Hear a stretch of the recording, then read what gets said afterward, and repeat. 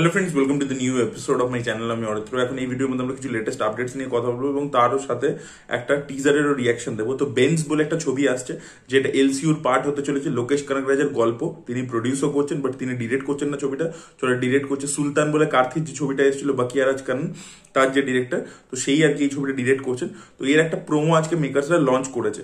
এখানে আর কি ওয়াল্টার বলে একটা চরিত্র নিভিন পলি করতে চলেছে। নিভিন পলিকে আপনারা প্রেমাম ছবিতে দেখেছেন। তো নিভিন পলির মালায়ালাম ইন্ডাস্ট্রিতে একটা খারাপ সময় চলছিল, তার ছবিগুলো সেইভাবে বক্স অফিসে পারফর্ম করছিল না। তো এবার এই ছবিটা দিয়ে তো তার শিওর শট কাম ব্যাক হয়ে যাবে। এবার যদি টিজারটার কথা বলি, এই ওয়ার্ল্ডের ক্যারেক্টারটাকে আমরা দেখতে পাচ্ছি। এবার এই ওয়ার্ল্ডের যেরকম ক্যারেক্টারসগুলো হয়, তারা প্রচন্ড মারকুটে হয়, তারা মারে, মানে লোকেশ মানে এলসিউতে জানেনি রোলেক্স চপার দিয়ে কাটছে করছে, তো সেই ধরনেরই জিনিসপত্র আমরা দেখতে পাচ্ছি এখানে। আমরা দেখতে পাচ্ছি ওয়াল্টার ক্যারেক্টারটা হাতুড়ি দিয়ে কাউকে মারছিল, তারপরে এসে দাঁড়াচ্ছে। চরিত্রটা গলায় প্রচুর গোল্ড চেইনস ইত্যাদি পরে। তো নিভিন পলিকে সচরাচর আমরা একটা মানে লাভার বয় হিসাবে, চকলেট বয় এরকম টাইপের একটা ইমেজ তার ছিল, সেই ছবিগুলোই বেশি সফল হয়েছে।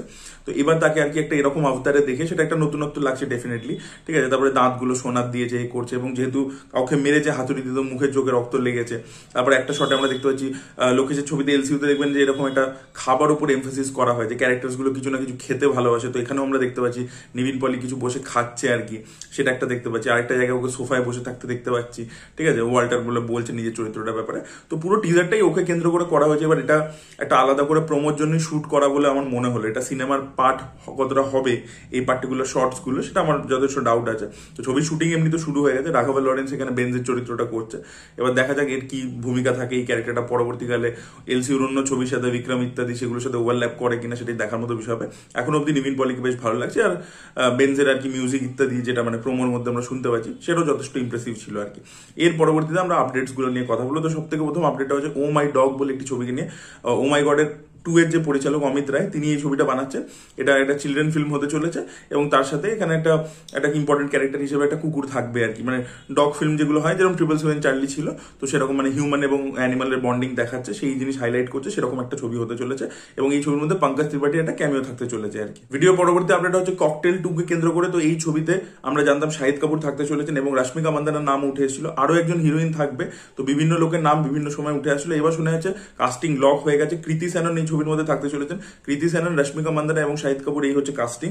এবং অগস্ট মাস থেকে এই ছবির শুটিং শুরু হয়ে যাবে। এবং ম্যাডক প্ল্যান করছে যে 2026-এর শেষের দিকে, মানে 2026-এর সেকেন্ড হাফে আর কি, এই ছবিটাকে কোনো এক সময় মুক্তি দেবে। তো দেখা যায় ককটেল 1 ছবিটা তো সফল হয়েছিল এবং ওখানে ভেরোনিকা যে ক্যারেক্টারটা ছিল, দীপিকা পাডুকোন যেটা প্লে করেছিল, সেটা খুব পপুলার হয়েছিল সেই সময়। পারফরমেন্সেস প্রত্যেকের ভালো ছিল। দেখা যায় এখানে অ্যাক্টার্স তো ভালোই নেওয়া হয়েছে।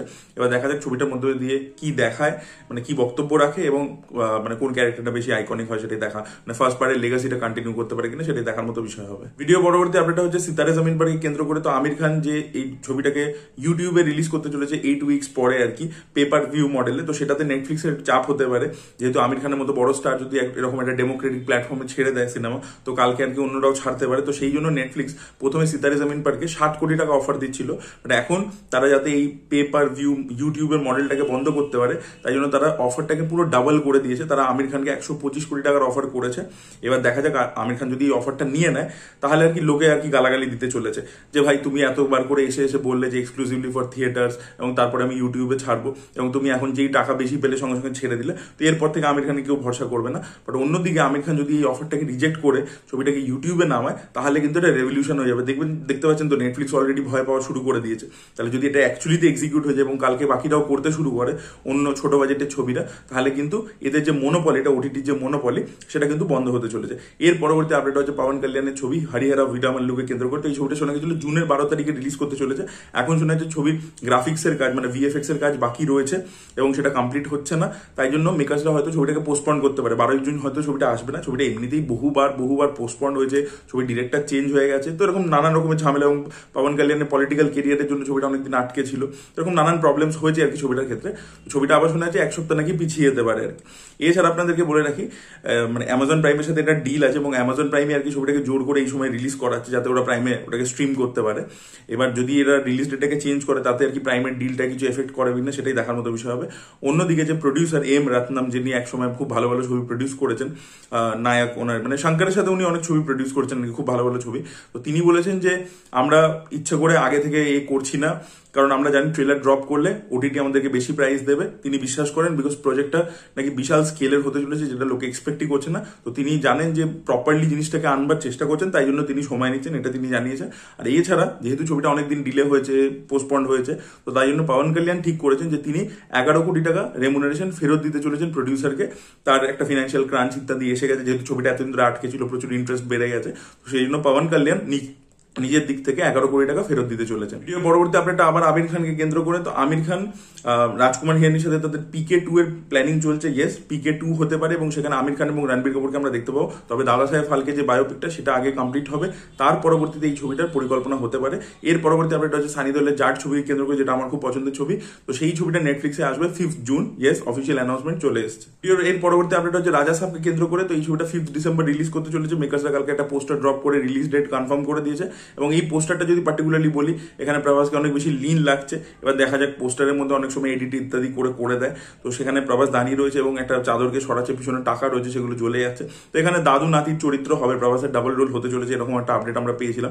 নাতির চরিত্রটা এসে আর কি দাদুর পুরোনো ম্যানশনটাকে বিক্রি করতে চাইছে এবং দাদুর ভূতরা ওখানে রয়েছে। তো এরকম দুটো ক্যারেক্টার মাইট বি প্রভাসের হবে। এমনি প্রভাসকে পোস্টারের মধ্যে ভালো লাগছে এবং পোস্টারটা নিয়ে যে বিশাল ডিটেলে আলোচনা করার মতো কোনো স্কোপ রয়েছে সেটা কিন্তু নয়। দেখা যাক ছবিটা কিরকম হয়। মারুতি খুব একটা এক্সট্রাঅর্ডিনারি ডিরেক্টর নয়, দেখা যাক এই ছবিটা তিনি কিরকম বানান। এবং আখান্ডা 2 যেটা 5 ডিসেম্বর টার্গেট করছিল, সেটা ওই ডেটেই আসে নাকি পিছিয়ে যায়, সেটাই দেখার মতো বিষয় হবে। এবং রাজা সাহেবের হিন্দি থিয়েট্রিক্যাল রাইটস ফিল্মস মানে অনিল থাডানি, তারা কিনে নিয়েছে 70 কোটি টাকায়। ইয়েস, 70 কোটি টাকায় কিন্তু হিন্দি থিয়েট্রিক্যাল রাইটস বিক্রি হয়ে গেছে অলরেডি। পরবর্তী আপডেট হচ্ছে অনুষ্কা শেট্টিকে কেন্দ্র করে। তো তার ছবি ঘাটি, যে ছবিটা ডিরেক্ট করছেন ক্রিশ, তো সেই ছবিটা রিলিজ ডেট মেকার্সে জানিয়ে দিয়েছে 11 জুলাই ছবিটা মুক্তি পেতে চলেছে। ভিডিও পরবর্তী আপডেট হচ্ছে কিল বিল সোসাইটিকে কেন্দ্র করে। তো এই ছবিটা 13 জুন হইচইতে স্ট্রিম করতে চলেছে। ইয়েস, মানে ওটিটি প্রিমিয়ার 13 জুন হয়ে যাবে আর কি। তো যারা ছবিটা হলে দেখেননি তারা ওটিটিতে দেখতে পারেন। ভিডিও একদম লাস্ট আপডেট হচ্ছে শিবা কার্তিকে কেন্দ্র করে। তো আপনারা প্রত্যেকে জানেন শিবা কার্তিকে ভেঙ্কট প্রভুর সাথে একটা ছবি তার করার কথা রয়েছে। ভেঙ্কট প্রভু নিজে এটা ইন্টারভিউতে কনফার্ম করেছিলেন এবং গোড ছবিতে তো তার ক্যামিও অলরেডি ছিল শিবা কার্তিকে। এবার শোনা যাচ্ছে এই ছবির বিষয়বস্তু হতে চলেছে টাইম ট্রাভেল। ইয়েস, এটা একটা বিগ বাজেট টাইম ট্রাভেল ছবি হবে। ইয়েস, এবং এই ছবিটা এই বছরই শেষের দিক থেকে শুটিং নাকি শুরু হবে, এরকম একটা আপডেট উঠে আসে। মাদ্রাসি ছবির কাজ কমপ্লিট হয়ে গেছে, যেটা এআর মুরুগাদাসের ছবি, সেটা পুরোপুরি কমপ্লিট হয়ে গেছে। দিওয়ালিতে সেটা রিলিজ করবে। পারাশক্তি ছবিটা আটকে রয়েছে বিকজ প্রডিউসার ঝামেলায় ফেসে গেছে, ইডি রেড ইত্যাদি হয়েছে। এটা নিয়ে একটা ডিটেলে ভিডিও আমি বানিয়েছিলাম। এবার দেখা যাক এই ছবিটা শিবকার থেকে আগে শুরু করে দেয় কিনা, সেটাই দেখার মতো বিষয় হবে। So this were the update guys. আপনাদের কি বক্তব্য অবশ্যই কমেন্টে জানাবেন। এই ভিডিওটা ভালো লেগে থাকলে লাইক করুন, শেয়ার করুন, চ্যানেলকে সাবস্ক্রাইব করতে ভুলবেন না। Bye bye.